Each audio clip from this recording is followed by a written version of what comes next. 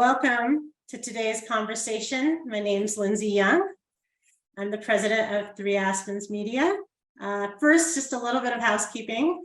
For those of you listening live, you don't have to keep video off, but you do not have to turn it on, and please keep the audio off. But we do want to hear from you. So if you have questions, just go ahead and put those in the chat at the bottom of the screen.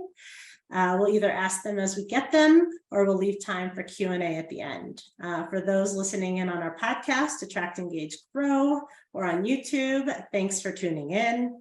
Today, we're going to debunk common myths that are holding distributors back from getting the most from their sales and marketing initiatives.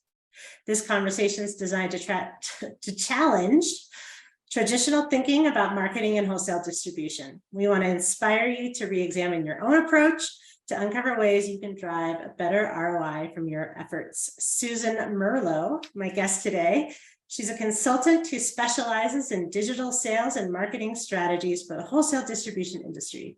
She's also the author of the Digital Distributor, Six Steps to Accelerate Sales. It's a bit of a tongue twister, Susan. You can find that on mdm.com. And you can learn more about Susan's work at the digital, really is a tongue twister, the digitaldistributor.com. Thank you so much for joining me today, Susan. Thank you for having me. Well, the digital distributor, you can blame on me, and the 6 steps to accelerate sales, that, like she sells seashells, that's a Tom Gale. Both tongue twisters. Put them together and I can't talk today. So just to lay some groundwork today, guys, as you know, we've heard a lot of people have been talking about this. It's kind of what we're talking about today with sales and marketing. The customer is expecting a seamless experience. So what's that mean? That means distributors have to really meet customers where they are on the channel they want to do business on. And it also means customers may spend more time online than with a sales rep. And that requires a change in how distributors reach them.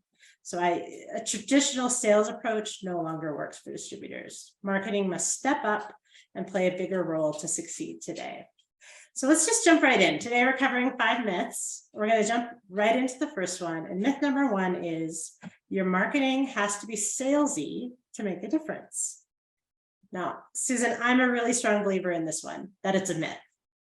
Marketing should not be just a regurgitation of product features, although arguably that's sometimes called for at the right time to the right person in the right part of the sales funnel. But it has to provide value. People don't want to be sold to anymore. So what's your take? Well, it's exactly right. People don't want to be sold to. And so what they are looking for in a distributor is a partner to help them solve their business problems, whether it's with a product or with a service.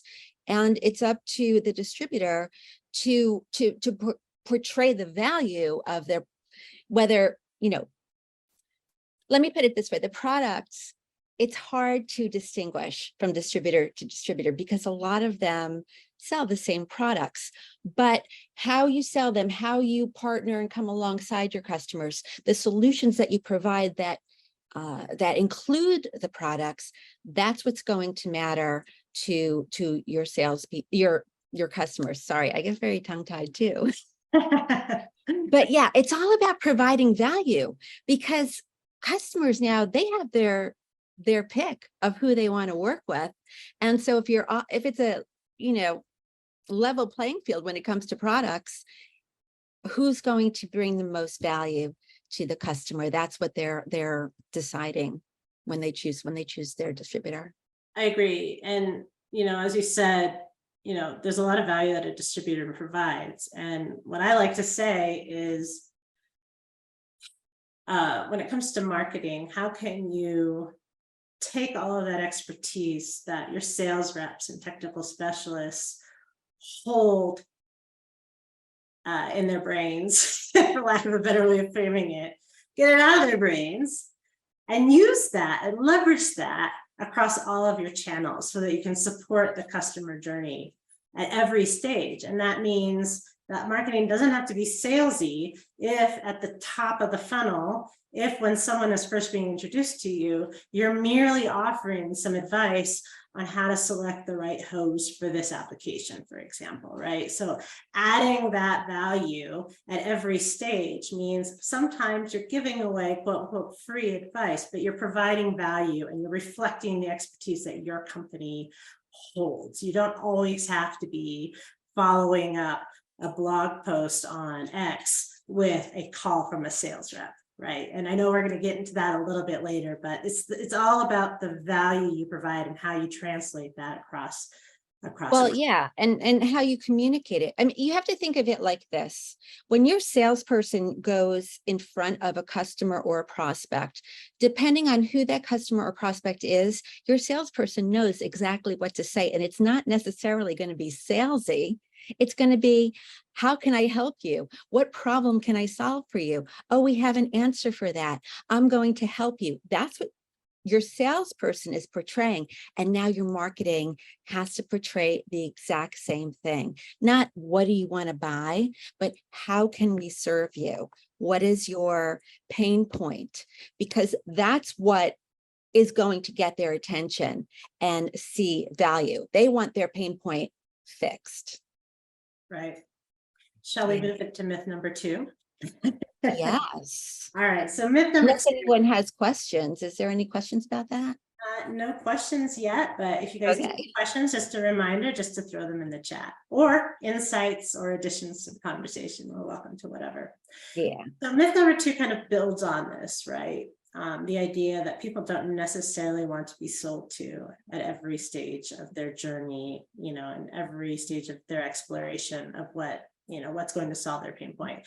So we've simplified this a little bit, but hopefully you guys get the point. Leads from newsletter signups are qualified leads, or from any form on your website that's general. You know, it's kind of the equivalent, I think, today to taking a business card from a trade show that maybe somebody threw into the fishbowl to enter a drawing to win, you know, free iPad, right? It's kind of the same thing. If you follow up with those people, they're not necessarily looking to buy from you, right? But you have made a connection with them. So this really goes to how leads are qualified and managed today, right, Susan? Yeah, automation has come far enough that it can qualify and nurture and then qualify leads for you. You don't have to leave it to the salesperson to keep following up. You know, I used to use a little comic in presentations that I did where it had sales on one side, marketing on the other, and sales says, we never get good leads from marketing. And marketing says, you never close the leads that we give you.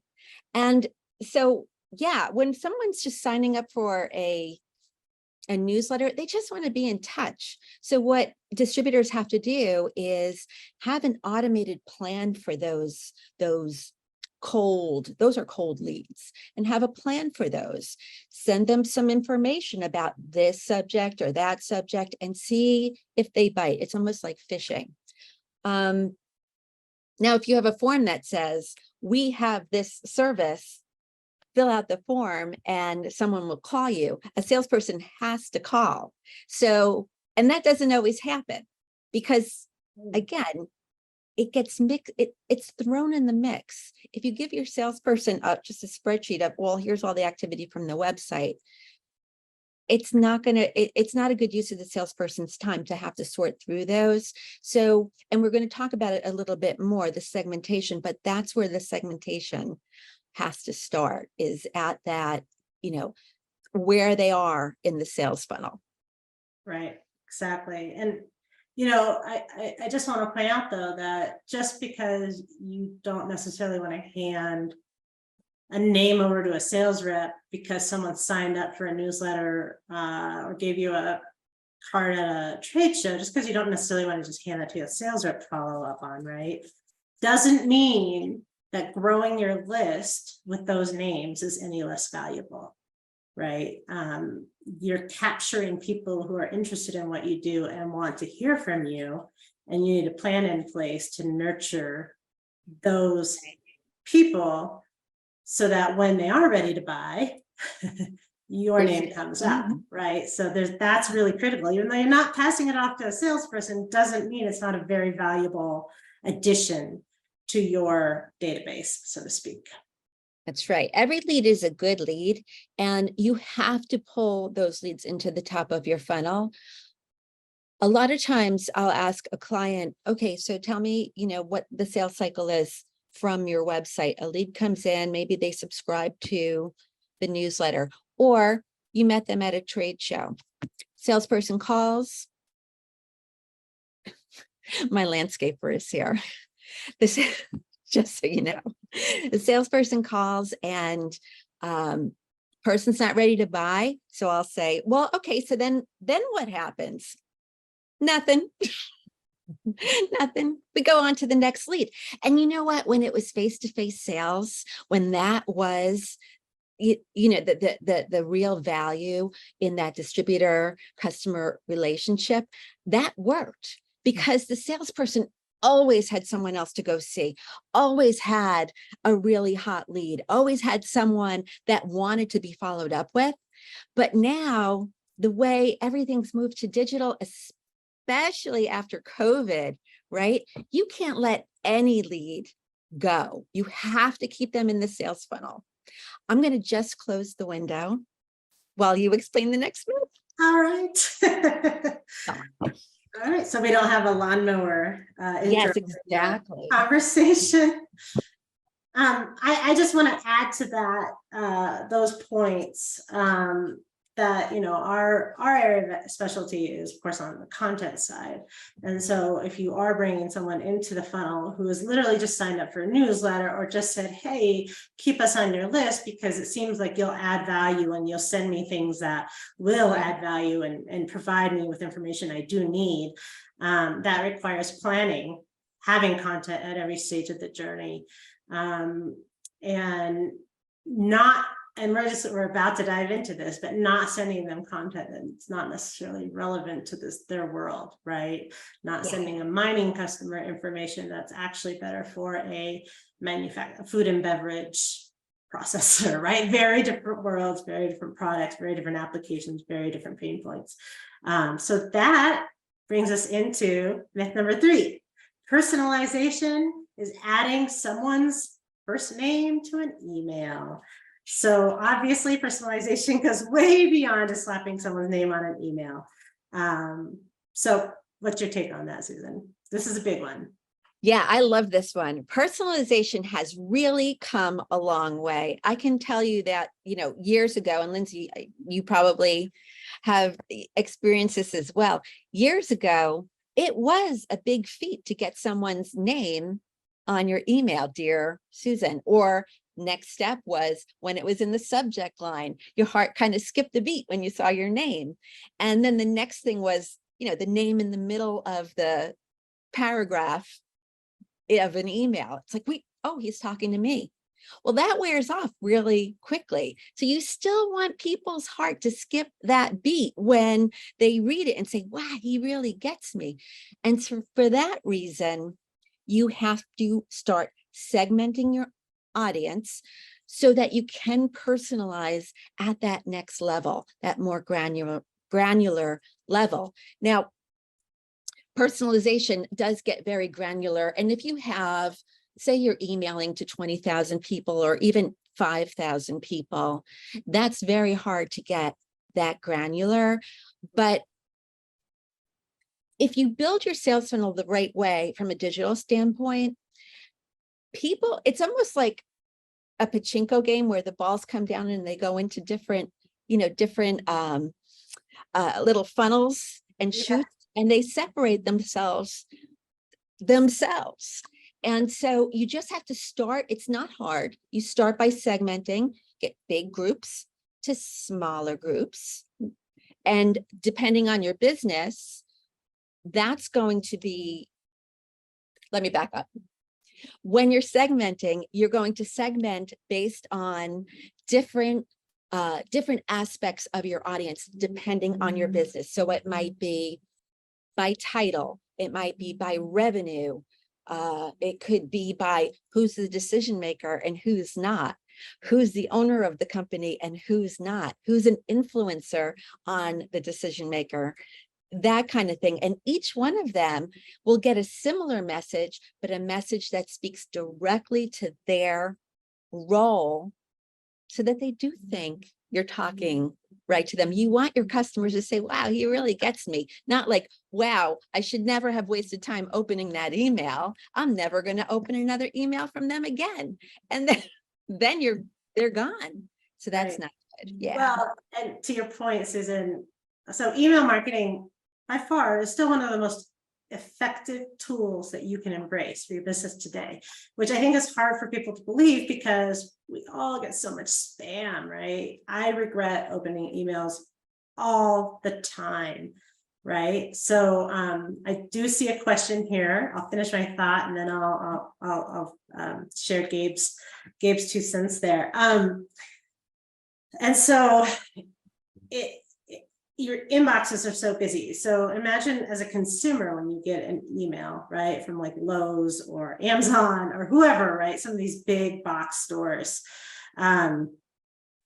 you know, and I think this goes to what Gabe was just asking, right? They're leveraging tools that allow them to automate email follow-up because there's not a single person there doing that, right? Where you're getting like, hey, you just bought this TV, you might need X, or you might be interested in this. I get stuff like that from Wayfair all the time, right? But if they were sending me things like, you should buy this, I don't know, like garage storage system. Well, I don't care about garage storage. The point is, if they send me something completely irrelevant, I'm just going to unsubscribe. I don't need to get emails like that.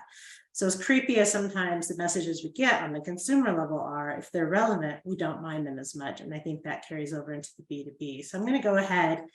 Gabe asks, regarding personalization, what are your thoughts on using AI tools for personalization of contact with prospects and customers? Well, I think we could probably have a whole other multiple sessions on the application of AI on all of these things. Based on my knowledge, I think there are a lot of great AI-based tools out there.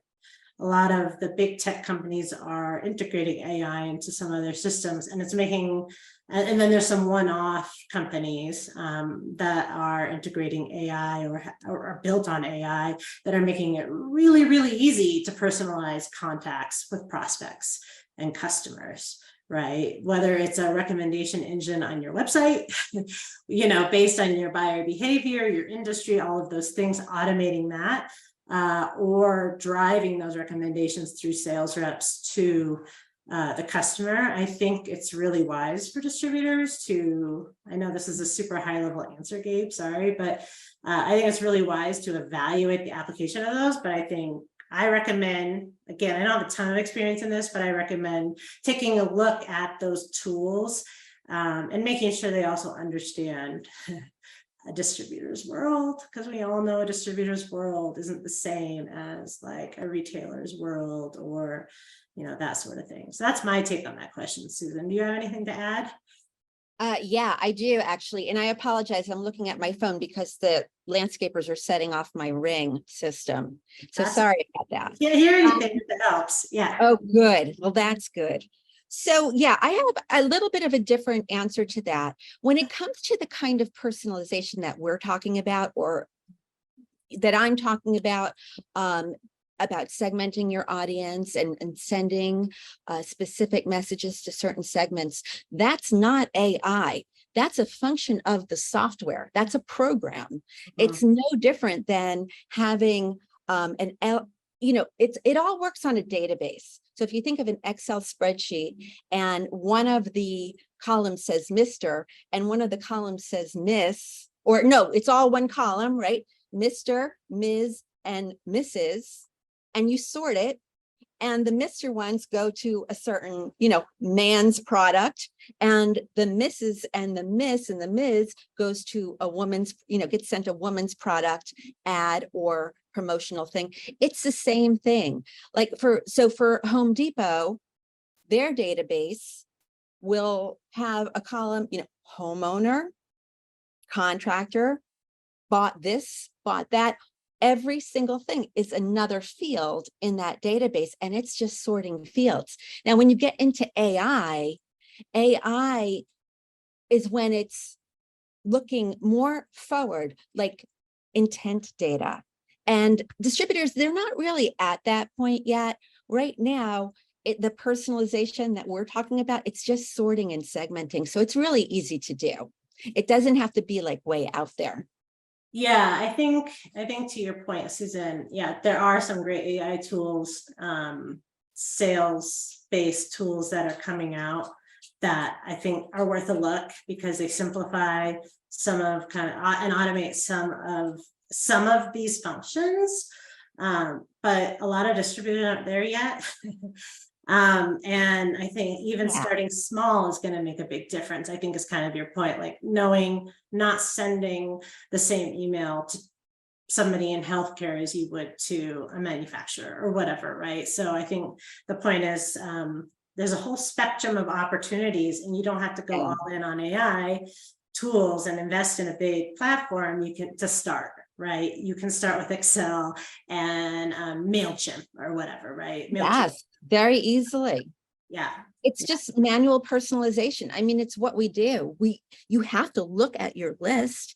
And if you use the male female thing, you know, someone may have a male name and someone else might just assume that that's a male and it's a female, and they are supposed, I shouldn't get into genders, I guess, right? It's not politically correct. Okay. Anyway, you get my gist. Yeah, and I think the kind of the bottom line here, sorry, my notes are right here. It's just customers are pickier today. They want relevant messaging. How you achieve that, whether it's through using a tool that automates some of that, or are just starting out and you need to do some foundational basic segmentation work. Just do it. You have to do it, because just blasting everyone on your list is not going to be effective for much longer. And your email platform is you own that list, so you need to make the most of it. Yeah. Let me add one thing. Another piece of personalization that we didn't talk about is your website. Now, once you have those your lists segmented, and say you have small contractors, this is a common example I use. So if you've heard me say it before, I apologize. Small residential contractor, large commercial contractor, right? Selling to two different audiences. They're selling two different kinds of products, two different kinds of services, but they're both buying from you. When that small residential contractor comes to your website, he wants to see himself. He doesn't want to see, like if it's his first visit, say, not, yeah, I won't even go down that technical road. But he wants to see that you can serve him. So you're going to use your marketing automation and a little AI maybe to present a certain images, certain texts to him that only he will see. And then the large commercial contractor, they want to see office buildings and universities and institutions and business suits. And you can do that now with that. That's another big piece of personalization. And it's not really even AI, but yeah, I mean, use work AI, but you don't into it. Yeah, I mean, I think when I go to, and I'm not criticizing most distributors by saying this, but a lot of distributor websites look the same. And it just is what it is. And I think there's an opportunity, if you're thinking customer first, to, even if it's not like personal, like I'm putting this together for Fred Smith, this is his portal. I know the technology exists to do that, but even creating gateways for different types of customers on your website that lead to what they care about the most, is a big step, right? Like here's a landing page for commercial contractors, and it has all of the things that they need. And even super basic stuff like that can go a long way to tailoring the experience based on who the customer is. So that's a great point, Susan. Yeah, that would be a really good step. And I see a lot of distributors going down that road now. Who do we serve?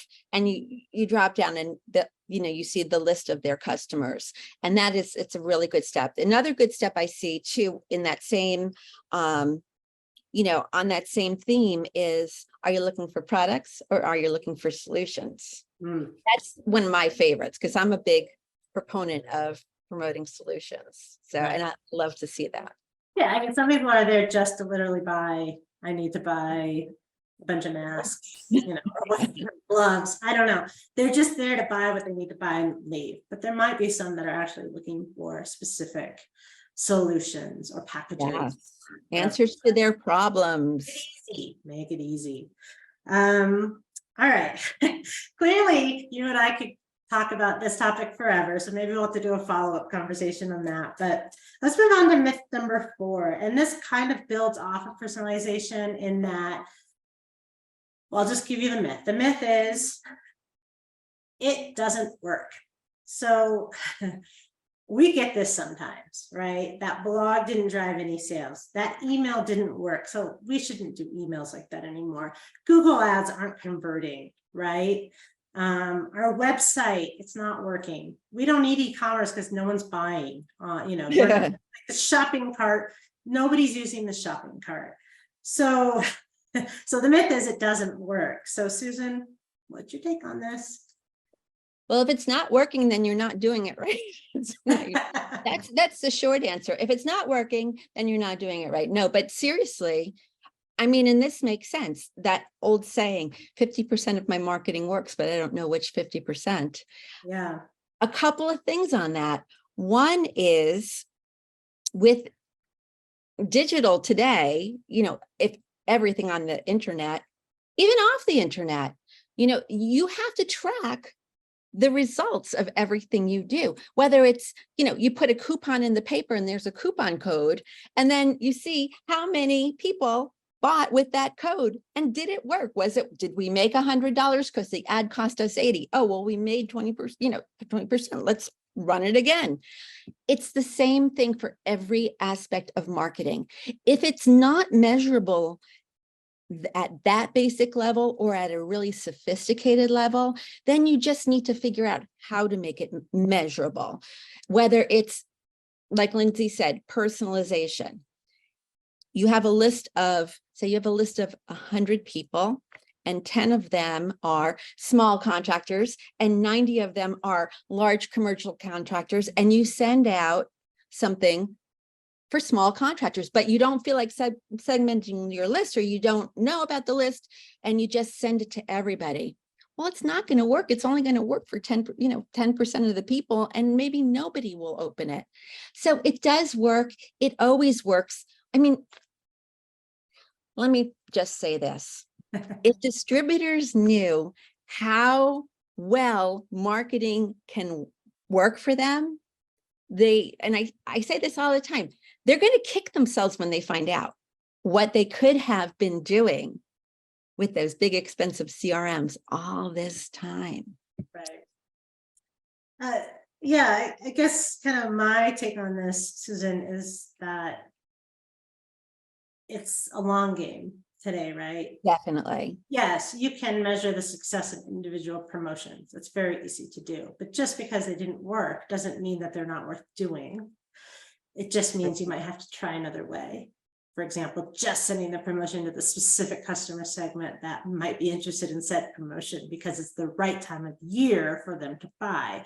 So having that data and having that information is going to go a long way, and then measuring the results and improving on it next time, right? So there's very individual things you can measure along the way, website traffic, et cetera, you can measure things along the way, but ultimately the goal of marketing is to support the customer journey, right? To support the customer journey and keep them in the funnel until they're ready to buy. And the sales role This is to help enable that, that leads, that prospects, my words are failing me, Susan, across the finish line, right? So ideally, what marketing is doing is going to support that sales process. They're going to collaborate and move it forward, but not everything you do in marketing is going to quote unquote work.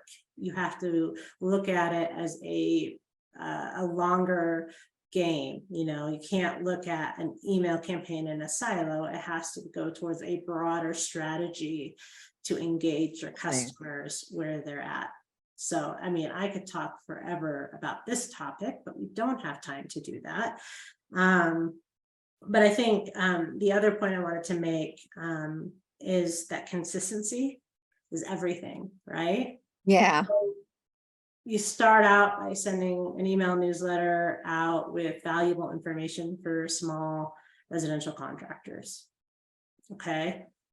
Okay, you know, you get 5% open rate at first and 3 clicks or whatever, right? Small beginnings, but you consistently send out valuable content via an email newsletter and product highlights over the course of months. Eventually, you're going to see that list grow. You're going to see engagement increase. You're going to see hopefully sales increase, wallet share increase for that customer segment that you're targeting with that relevant, valuable information, right? So just an example, you can't just send something out once, have it have low engagement and expect that if you keep doing it, it's going to be the same. You have to be consistent, and you have to be consistent across all of your channels. And you know, and I get very granular with this kind of stuff. So, you know, I'll say, if you can't measure the results, don't do it. Because I mean, I don't know. If all you can do is, it depends on your resources. If you only have the resources to send an email that your manufacturer pre-made for you about your products, and that's all you have, and if that's all your customers expect, well, it's okay, because that's consistent. Your customers know what's in the emails before they open it. You have a nice little cycle. If they need what you're selling, they'll open the email. If it's not time for them to be buying that product line, maybe they'll throw it into a folder in their email. That's very, very basic marketing. It's not measurable though. And you can do so much more with the same low resources, that same very small investment in resources, just by segmenting the list.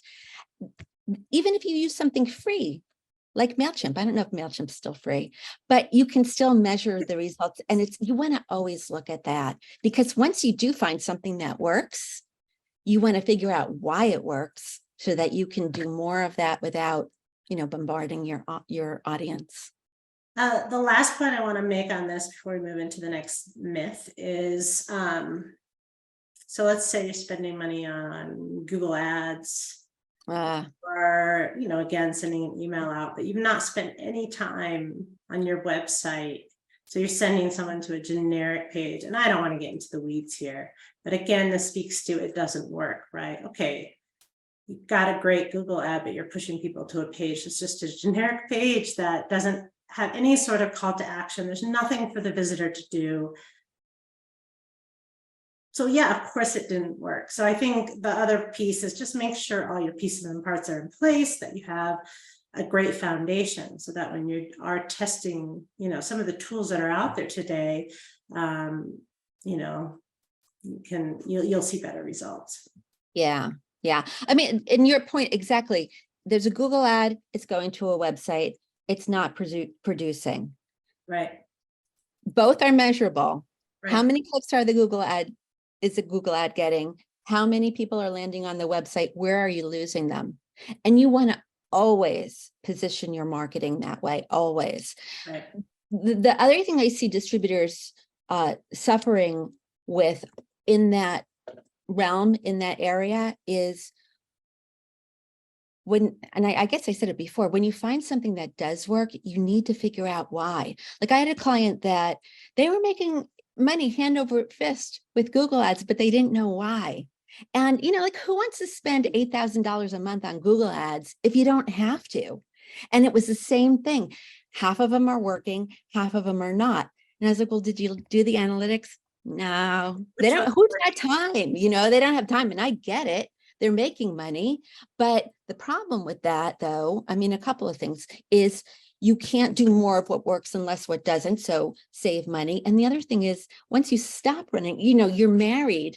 It's like a ball and chain, that those Google ads, once you stop running them, that's it. You're not getting any traffic. So it's not really it's not a good strategy. Great. All right, let's move on to myth 5.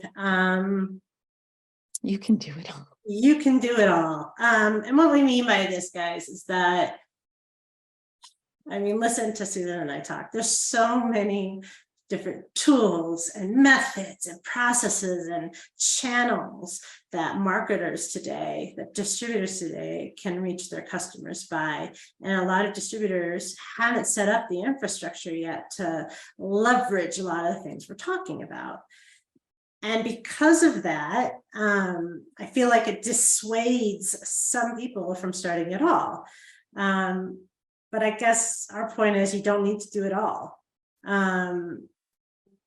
I also think that distributors and just companies in general who maybe have a small, like maybe a one-man band, marketing resource or no marketer in-house, they think they have to build everything from scratch from their own heads, and maybe they get overwhelmed by that and they don't start at all. And I just think either situation is a problem, because there's so many great resources out there today that can support distributors, both tools, hiring the right people, and outsourcing what they can't do in-house yet. So I know I probably just stole your thunder, but what's your No, I got plenty of thunder left. Okay. So what is the question? You want me to tell you what I think about that? Yes, I do. Yeah. So distributors don't have to do it all. So what's your take? Yeah, you don't have to do it all. The myth is you can do it all. And it's a myth and it's not a myth. You can do it all, but you just have to pace yourself.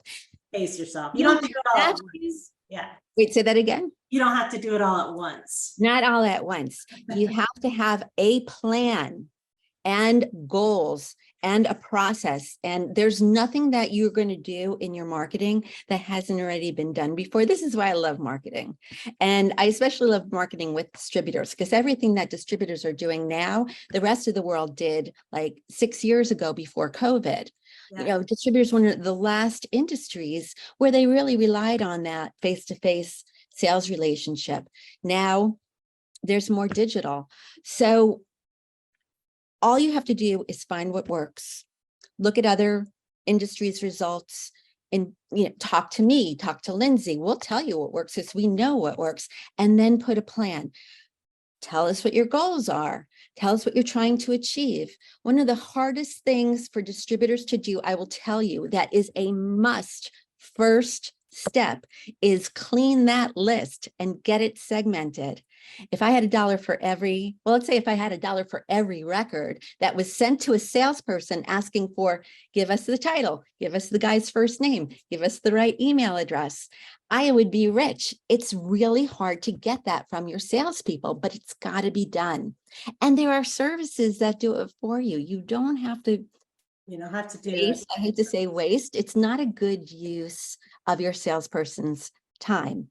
The other half of that battle is getting those names from the salesperson. Once you get them, then so that's half the battle. Then you got a conversation on CRM and managing your leads and managing. Yeah, but those little things, that's what's going to get you going, is clean up the list, get it segmented, and then make some goals, for all the small residential contractors. Let's just do this, counter days. Let's send, counter day invitations, or let's have more, because now we know who they are, and that's going to get us some sales, as opposed to the commercial contractors. Well, that's going to be maybe salespeople's visits, site visits, whatever, VMI. And solutions for them. But that's going to help you. And, and Lindsay, you said it before, it's all up here in the salesperson's mind. The goal with marketing today is you have to get it from the salesperson's mind into marketing's hands. And once marketing has that segmentation and knows the different hot buttons and the goals of each segment, then marketing can actually do their job the way they're meant to, and they'll actually enjoy it. And they can make some really great achievements. Yeah, I think so too. And the last I'll make on that, Susan, and then I know we do have a couple of questions that were sent to us ahead of this session. So we'll dive into those if nobody else has questions here. So you can throw questions in the chat if you need to. Is to, when you're trying to kind of sit down and think, where should I start? I think one problem that a lot of companies have is they think they don't break the goals away from the technology required to do them. Because when you're thinking about marketing, Yes. you almost inevitably think digital marketing today. And it's really, if you stop and say, okay, what is my goal? My goal is in the first 6 months of this year to increase our reach into the small residential contractors in this specific market. Okay, that's our goal. Here's the numbers that will indicate that we reached that goal, like breaking those goals away and then identifying what tactics, it's just basics, right? What tactics do we need to reach that goal? And then what tools and resources do we need to execute on that? And one of those tools might be, expanding the use of an email platform or whatever, a marketing automation platform. It may be one of those AI tools that, Gabe was mentioned before, right? Long-term, maybe not short-term. It may be hiring another person in-house. It may be contracting with someone locally to support some specific efforts that or collateral content you need to develop to support that market. So I feel like start with the goals, identify how you want to reach those people, and then identify the resources and tools you need to reach that. And that could include technology, it could be people, it could be adjusting the processes that you make internally to achieve that. How's that? That works. And you're right on the money. The book that you mentioned, The Digital Distributor, I'm going to do a shameless plug.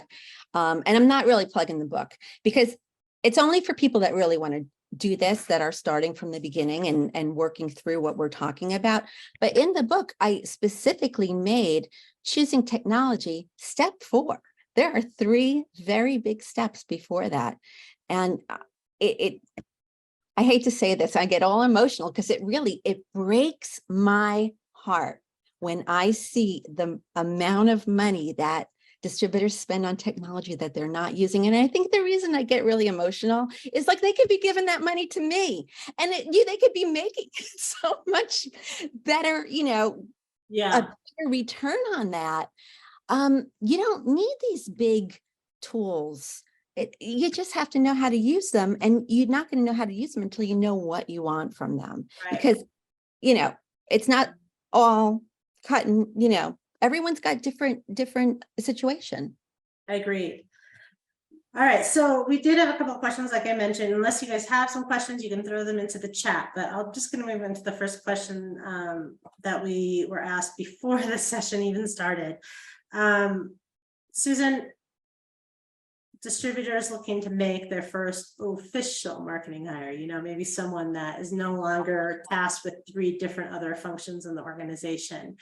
And they are allocating marketing budget for the first time. And this kind of goes back to what we were just talking about.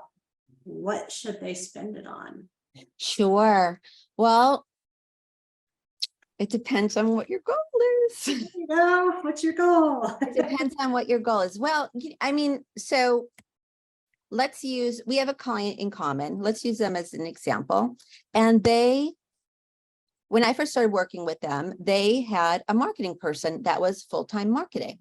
But, so everything should have been working. But no, it didn't work because she didn't deliver what the CEO had envisioned. So then they hired someone else. I was part of the you know, the committee or whatever. And we didn't really know at that time what we were looking for. So we took someone that was a shining star, but it still wasn't the right person. Because again, we didn't say, well, we need someone that can do this. We need someone who can do this, like really nuts and bolts. Right. And every company is going to have a different need. It's going to depend on how many salespeople you have. It's going to depend on what the product is that you're selling, the product line. That industry is going to take a different, you know, I have my truck parts distributor, they sell truck parts, different kind of marketing than the tanks that they sell. Tanks, very different, same company, but different marketing. So that's my long answer. Yeah. I mean, to your point on just because you hire a marketing person doesn't mean it's magically suddenly all of this other stuff will fall into place. You have to find the right person. Which is kind of what you were saying there, in terms of, you know, just having a marketing person in place isn't necessarily going to. I would also add that part of finding the right person to lead these efforts or kickstart these efforts, or if you're adding to an existing team, I think don't just hire I mean, there's nothing against like new college graduates or whatever. I think internships are a fantastic path, especially because they bring fresh ideas and talent into the organization. Fantastic. But if you want to get serious about marketing, try to find someone with some actual marketing management experience, even if it's from outside the industry, and ideally B2B. So I think finding that right person, and not necessarily skimping or just finding someone that kind of did marketing before. Find someone with some actual experience and that kind of can understand. They don't have to know your market, but they should be able to learn your market pretty fast, and start there, right? I feel like marketing sometimes gets a bad rap in terms of, oh, anyone can do it, but they really can't. And it is a profession just like any other, and there's a lot of specialties within it. So take your time and find the right person. The last question I have, Susan, and then if there's no other questions, we'll wrap up after this. And this, you know, Gabe mentioned AI before. This is, again, a related one, how to consider AI in all of this. You know, he was specifically talking about AI and personalization, and we addressed that earlier. I'm not even going to go down the rabbit hole talking about ChatGPT or any of those other tools that are not quite so refined or targeted towards this industry. I really am a big believer in AI tools that actually are built by people maybe with a background in this industry or have experience that can help distributors.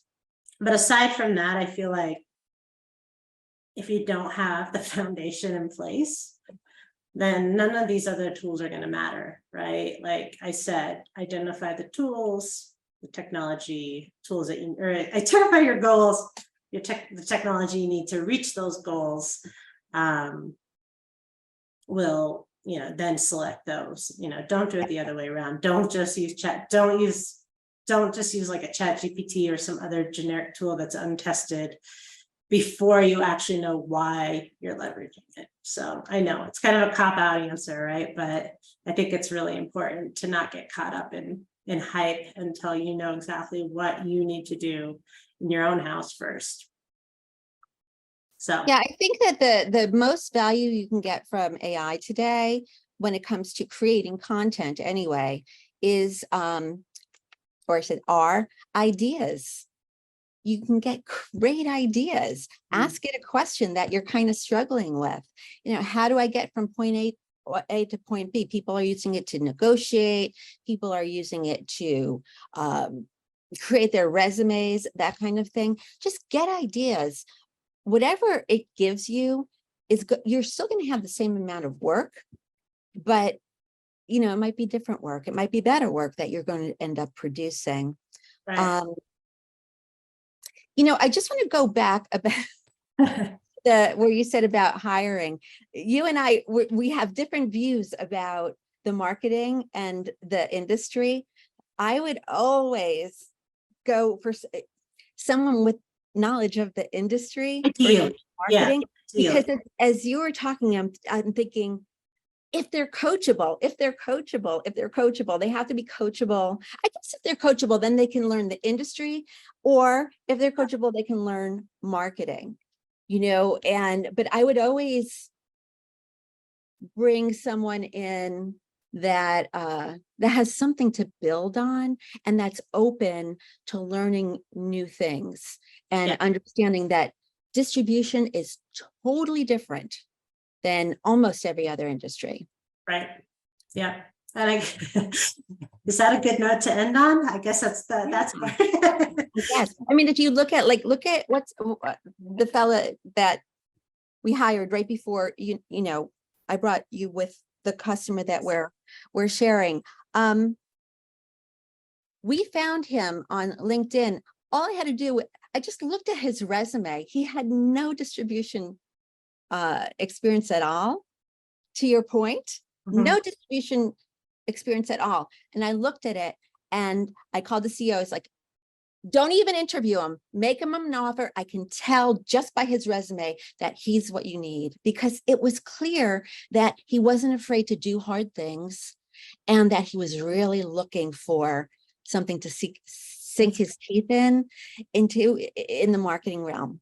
So yeah, it's always going to be depending. It depends. It always depends, but at that, it's about 11:55, so we're going to wrap up the conversation. Susan, thank you so much for having us. Does anyone else have questions in the audience? There's no other questions. So okay. I tell you what, guys, for those of you who joined us today, I think most of you are connected to one of us on LinkedIn. Please feel free to reach out if you have any follow-up questions. You can visit Susan's website at thedigitaldistributor.com. 3Aspens website is 3aspensmedia.com. Again, if you have questions, just feel free to reach out. We're an open book. We have open doors. Advice is free. Advice is free. And thank you guys so much for joining us today. Thank you, Susan. All right. Thanks, Lindsay. Thank you for having me. This was great.